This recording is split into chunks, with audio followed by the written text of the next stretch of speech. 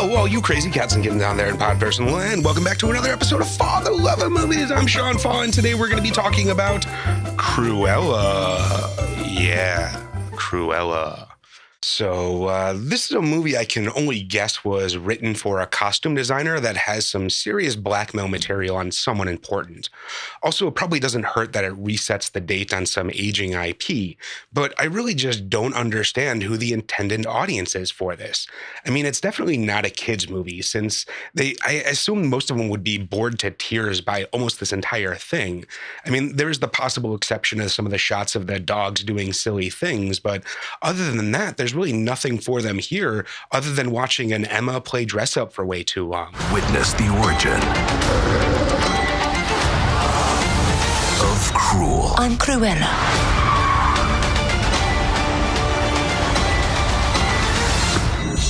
Now, I guess to its credit, at least this thing moves. Not only is it way too close and constantly spinning, but also it's pretty much a completely different movie every 10 minutes, which I think mostly that's just an excuse to get her in as many different outfits as they could in 2 hours. If I'd cared about anyone or thing, I might have died. You have the talent. Whether you have the killer instinct is the big question.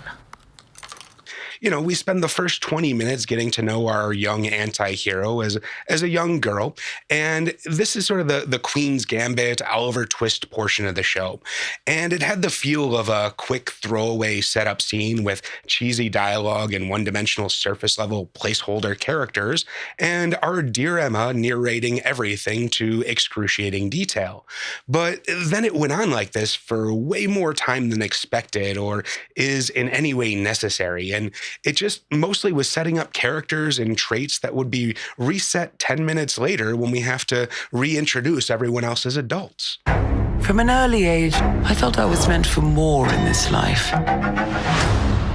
Then we get into the more Mammoth-type grifter movie with hilariously obvious and fumbling attempts at sleight of hand that are really played off in this movie and even narrated to be masterful works of spycraft. That then gives away to a heist movie using a dog as a grease man, and then that turns into a little bit of a don't tell mom the babysitter's dead and mannequin maybe for a while, where, you know, we get to see sweet Emma showcasing her comedic chops by dropping things and messing up her hair and doing 4 separate scenes with a big chunk of banana on her face. You have a bit of an extreme side. Yes, darling. And what fun that is. This then gives way to what can really only be a 20-minute Zoolander reference, where they thought it would be enormously funny to not be funny at all. I mean, there's a running theme of them using trash in the fashion designs, but they're like all serious about it, and not even, you know, having a wink to the camera or anything. Newspaper is just another type of fabric to this movie. And this all culminates in a giant reveal of a trash dress unveiled from the back of a garbage truck. And again, this is not the attempted comedy portion of this show. It's really just them doing like a work it girl sort of thing. Let me give you some advice. You can't care about anyone else. Everyone else is an obstacle. You care what an obstacle wants or feels, you're dead. And there's also a heavy dose of the Devil Wears Prada and Cinderella and the Joaquin Phoenix Joker movies slathered throughout this thing. And if all of these elements had been put through the right sieve, this might have actually been something worth watching. But instead it feels just kind of more like flipping channels on a TV, but still constantly having that same low-rent Harley Quinn as the main character in every new show you try and watch. It's kind of like that old John Ritter movie, Stay Tuned, but nowhere near as entertaining. She thought she owned everyone. Get me lunch. But a new day brings new opportunities. I remember. You have a bit of an extreme side. The acting in this thing was pretty much all cartoonish as well, which was just adding to my confusion as to who the hell this thing is made for. I mean, certainly the Sex and the City crowd would not really care about the buffooning henchmen, and really the only time they even got a laugh from the whole audience was when one of them was wearing a dress, which, you know, even with John McCrea doing his best David Bowie impression, really just made me question the woke credibility of this thing. I mean, I thought guys in dresses was not supposed to be comedy anymore, but you know, maybe the rules are different with accents. She stole my dogs. I want to make trouble. You in?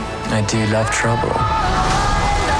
Then I have no fucking clue what year it was. Just kind of vaguely in the past, maybe the 50s, maybe the 90s, maybe 1976, who the hell knows?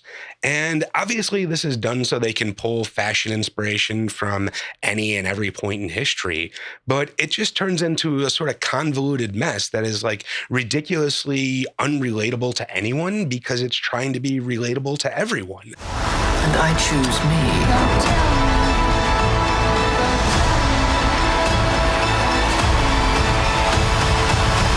And fuck, the music in this thing is just heavy-handed narration drops when they felt like Emma needed a break from her rigorous duties.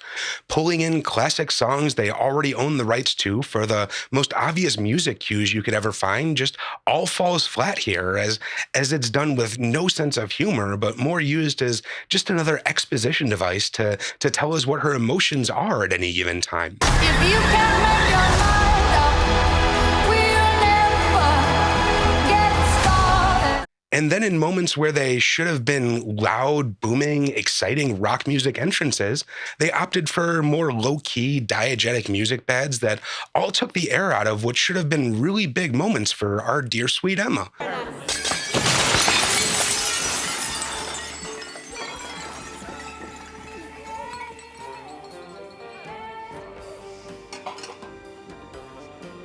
And overall, I would say this is a movie that really only makes sense on paper in a corporate boardroom to people that can only see a movie as a demographic math equation. This is basically all we can really look forward to as AI screenwriters gain more and more traction, and people just keep paying the mouse for whatever they are shoveling out these days. Don't worry, there's lots more bad things coming. Perhaps.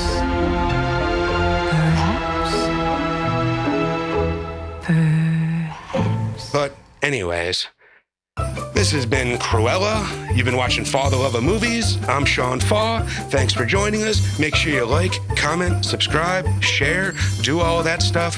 Phone a friend. Tell us what you want me to watch and ramble about next. And yeah, check out all the other shows on the podcast network. Mostly audio podcast, but enjoyable stuff. Yeah, later. Bye.